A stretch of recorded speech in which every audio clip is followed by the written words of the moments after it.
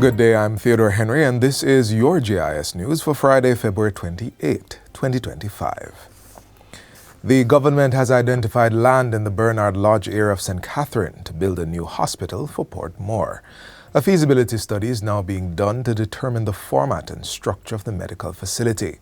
Minister of Health and Wellness, Dr. Christopher Tufton, made the disclosure on Wednesday as he addressed the monthly meeting of the St. Catherine Chamber of Commerce. He says this is part of a strategic plan for Portmore and the wider St. Catherine to address the growing population in these areas and resulting higher demand on the health infrastructure. This includes the current $5.5 billion expansion taking place at the Spanish Town Hospital to increase its capacity. The Ministry of Labour and Social Security is at the final stage of development for its new work permit management system. Portfolio Minister Pernell Charles Jr. gave the update at this week's post-cabinet press briefing at Jamaica House. The existing work permit system is to be replaced with a new web-based and mobile-friendly one, strengthened by the introduction of a program dubbed Operation Streamline. For years, we know that employers, foreign investors, and workers have expressed serious concerns about the inefficiencies in the process, ranging from delays in processing to challenges with regards to compliance and monitoring. Consequently, Operation Streamline will specifically and specially be designed to tackle these challenges head-on, ensuring that Jamaica remains an attractive destination for skilled talent while also protecting opportunities for our local workforce. Pre-user acceptance testing is ongoing and will conclude by the end of February, followed by the actual user acceptance testing to commence in March. Minister Charles Jr. says the new digitized system is meant to close the skill gaps in the local economy. The system, which will be informed by labor market intelligence as well as training and certification needs, aims to close the skill gaps in the local economy. In so doing, the ministry is ensuring that work permits are granted to persons where there are no Jamaican counterparts or a shortage in the labor market. He adds that a work permit oversight committee has been established to ensure fairness, transparency, and accountability in approvals. A dedicated work permit help desk will also be introduced to provide real-time assistance and guidance. An extensive cleanup of the JIS market in St. Thomas is to be undertaken with a view to begin accommodating vendors as soon as possible. Minister of Local Government and Community Development, Desmond McKenzie, gave that assurance during a visit to the facility on Wednesday.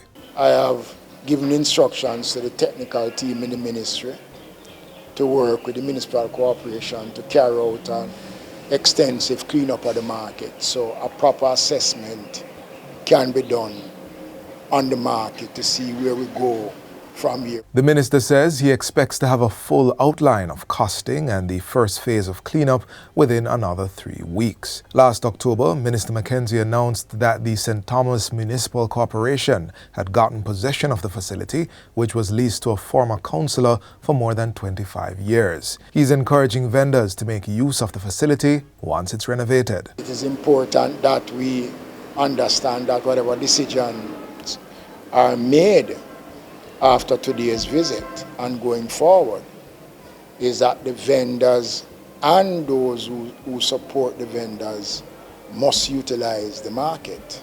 The minister says he has also informed the municipal corporation to allow the vendors to occupy the facility temporarily during the assessment phase and after the cleanup is completed. This will provide them with a proper location to ply their trade and relieve the sidewalks in the busy JIS Bay. Government has earmarked $900 million for farm road development in the 2025-2026 fiscal year, $230 million more than the current fiscal year, which ends on March 31.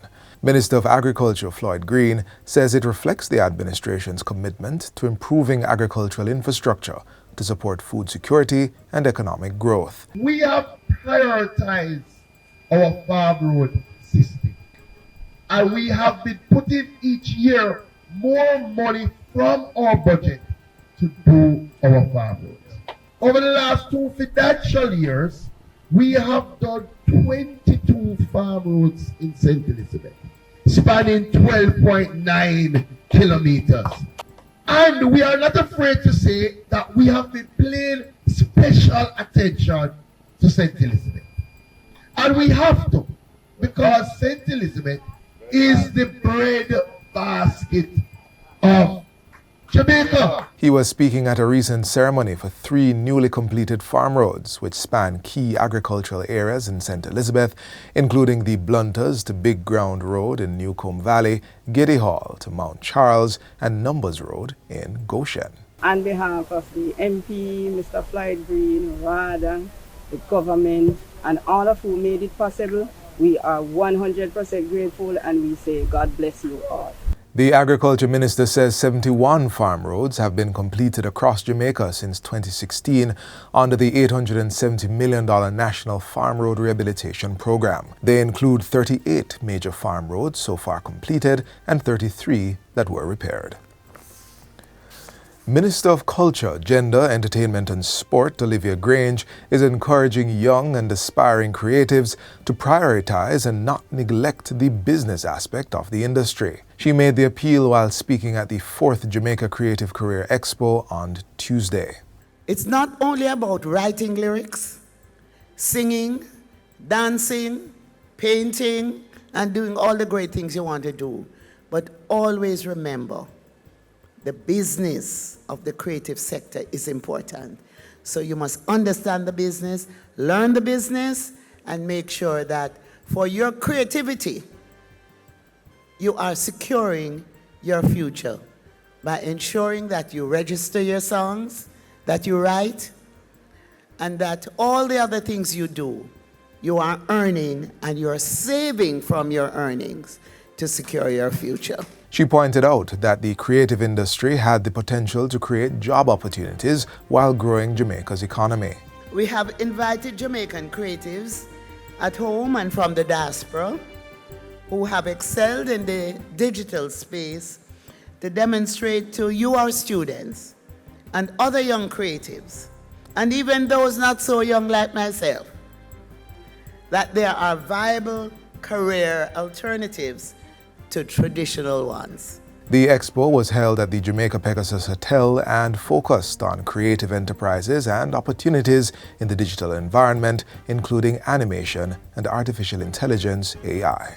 And finally, Justice Minister Delroy Chuck is once again imploring citizens to play their part in ensuring that crime continues to trend downwards. He made the call during the Legal Aid Council's Justice Fair for persons with disabilities held recently at Independence Park in Westmoreland. We want every single Jamaican to know that not only is justice available, but you can utilize the services of the Ministry of Justice to get justice and promote peace and harmony in your lives.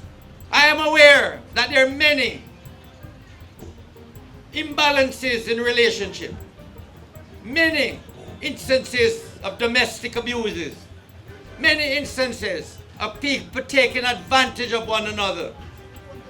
But I say to all the victims, don't take the law into your own hands. Seek the help of the Legal Aid Council. Is free. Highlighting strides made in the fight against crime, Minister Chuck says the number of gangs have been reduced from over 300 to under 150, stressing that appropriate measures remain in place to eradicate gangs across the island. We want to tell all those persons who are in gangs and those who want, youngsters who want to join gangs, there's a better life. You don't have to be fighting one another. You don't have to spend all your money buying guns. You don't have to spend all your time chopping and scamming. The fair is part of the ministry's ongoing initiative to make justice more accessible to Jamaicans, including vulnerable citizens. It is also used as a tool to promote alternative justice services. Persons with disabilities and other members of the public were provided with access to justice services such as expungement, victim support, estate management, child diversion, and restorative justice. And that's it for JIS News Today. I'm Theodore Henry. Thanks for watching.